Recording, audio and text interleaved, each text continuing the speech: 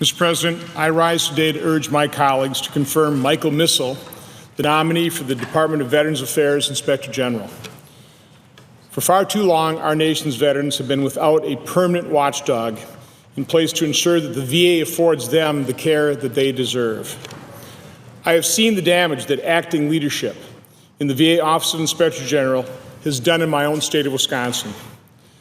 Numerous veterans of the Tomah VA facility suffered for years through dangerous prescription practices, whistleblower retaliation, and a culture of fear.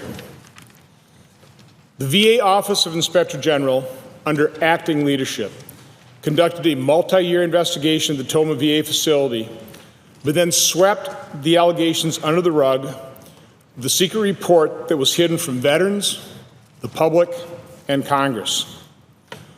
Months after the report was finalized and closed, Jason Simkuski, the 35-year-old Marine Corps veteran, died of a lethal cocktail of over a dozen different drugs at the Tomah VA facility.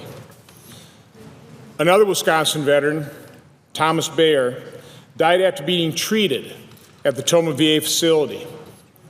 Mr. Bayer's daughter, Candace, told me that had she known about the Inspector General's report, she never would have taken her father to the facility, and he might be alive today.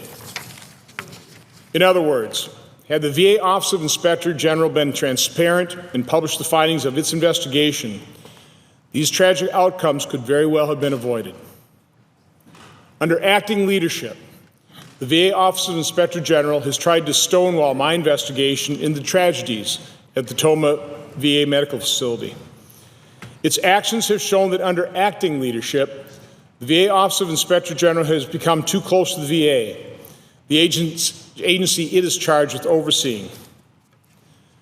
The acting leadership lacked the fundamental tenets of transparency and accountability that all inspectors general should have, and that can literally mean the difference between life and death.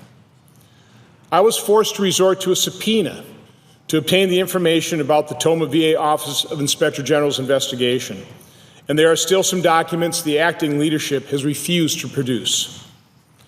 For over a year, I have urged President Obama to appoint a permanent VA Inspector General. I was pleased that President Obama finally heeded my calls, and quite honestly, the calls of many of my colleagues, when he nominated Michael Missel for the position late last year.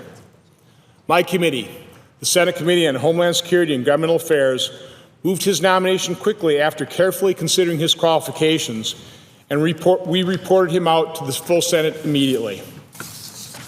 I am hopeful that under Mr. Missel's leadership, the VA Office of Inspector General will restore veterans' trust in the Inspector General's office, protect VA whistleblowers, and forge a new relationship with Congress.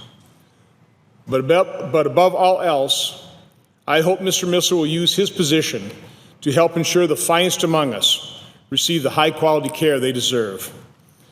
I am confident that Mr. Missel is up to the task, and I thank him for agreeing to serve in this important role. Mr. President, I ask unanimous consent that the Senate proceed to executive session to consider the following nomination, calendar number 448 only, with no other executive business in order. Is there objection? Without objection. Will the clerk report the nomination?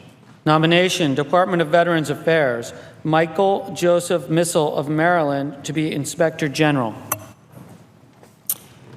Mr. President, I know of no further debate on the nomination.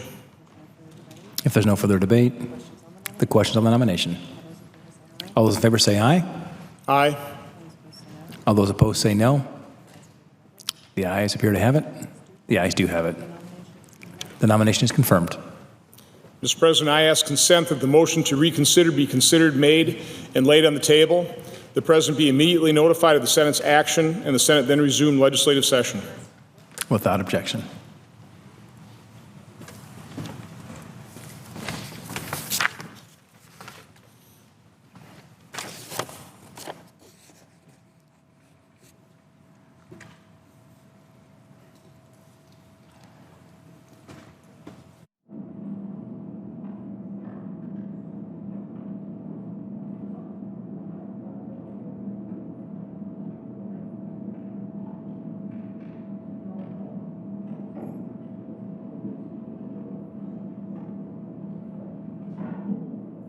President, Senator from Wisconsin. I ask unanimous consent the Committee on Senate Rules and Administration be discharged from further consideration of Senate 2755 and the Senate proceed to its immediate consideration. The clerk will report. S. 2755, a bill to provide capital flown flags to the immediate family of firefighters and so forth. Without objection, the committee is discharged, and the Senate will proceed to the measure. I further ask that the bill be read a third time and passed, and the motion to reconsider be considered made and laid upon the table with no intervening action or debate. Without objection. I ask unanimous consent the Banking, Housing, and Urban Affairs Committee be discharged from further consideration of H.R. 2722 and the Senate proceed to its immediate consideration. The clerk will report. H.R. 2722, an act to require the Secretary of the Treasury to mint coins in recognition of the fight against breast cancer. Without objection, the committee is discharged, and the Senate will proceed to the measure. I further ask that the bill be read a third time and passed, and the motion to reconsider be considered made and laid upon the table with no intervening action or debate. Without objection. I ask unanimous consent the Senate proceed to the consideration of Senate Res 431 submitted earlier today. The clerk will report. Senate Resolution 431, recognizing the immeasurable benefits of the National 4-H program and so forth. Is there objection proceeding to the measure? Without objection. I ask unanimous consent the resolution be agreed to, the preamble be agreed to, and that the motions to reconsider be considered, made, and laid upon the table with no intervening action or debate. Without objection.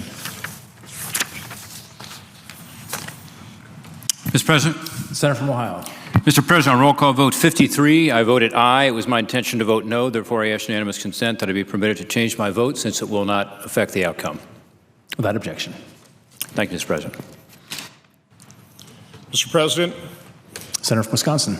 I ask unanimous consent that when the Senate completes its business today, it adjourn until 9:30 a.m. Wednesday, April 20th. Following the prayer and pledge, the morning hour be deemed expired, the journal of proceedings be approved to date, and the time for the two leaders be reserved for their use later in the day. Further, that following leader remarks, the Senate resume consideration of Senate 2012. Without objection. If there is no further business to come before the Senate, I ask that it stand adjourned under the previous order. The Senate stands adjourned until 9:30 a.m. tomorrow.